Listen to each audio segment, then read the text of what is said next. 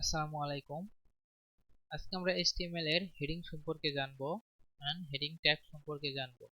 তো আমি আমার VS কোড এন্ড এই পাশে ব্রাউজার দুটোই ওপেন করে রাখছি, লাইভ সার্ভার অন করে রাখছি।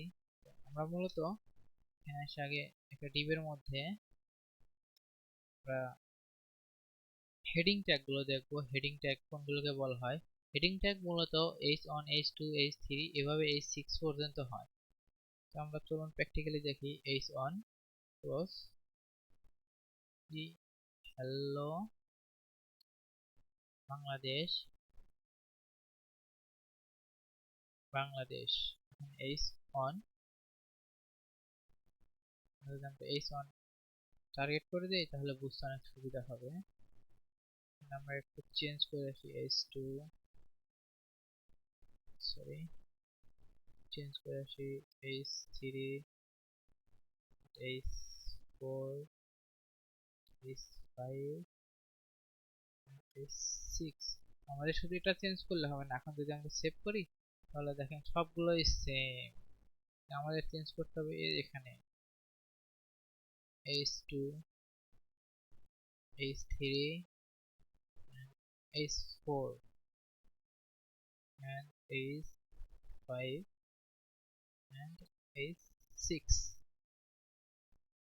তো এখন যদি সেভ করা হয় তাহলে দেখেন এই যে দেখতে পাচ্ছেন এই পাশে যে প্রথমটা অনেক বড়, তারপরে এটা একটু ছোট, তারপরে আরেকটু ছোট, তারপরে আরেকটু ছোট, এভাবেই চলতেছে এই 6 পর্যন্ত।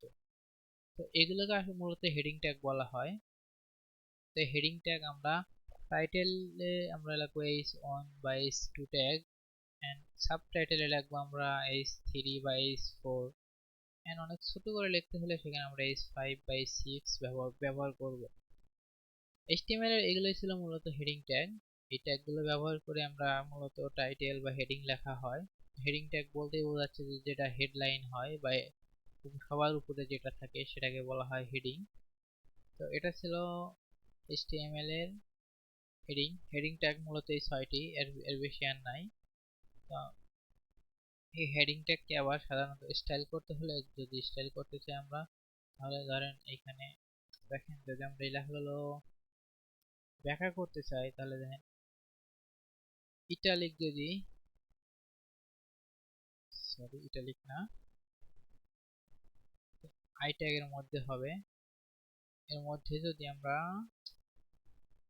এই H1 কে নিয়ে পেস্ট করি তাহলে দেখেন যে লেখাটা বেঁকা হয়ে গেল, যেটা ইটালিক বলা হয়।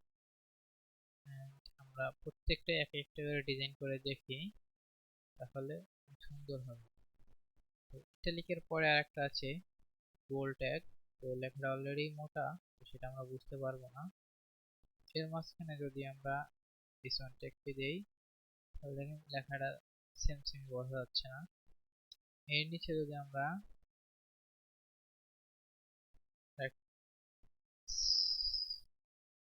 স্প্যান ট্যাগ ইউজ করি,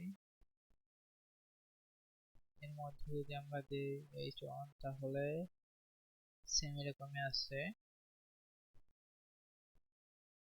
তো লেখার মাঝখানে যদি আমরা দাগ দিতে চাই বা যেরকম মাঝখানে একটা দাগ থাকে না, ওটা দিয়ে যদি আমরা পেস্ট করি তাহলে দেখেন এই যে ডিলেট, যেটাকে বলা হয় ডিলেট। এই ছিল হচ্ছে হেডিং ট্যাগ।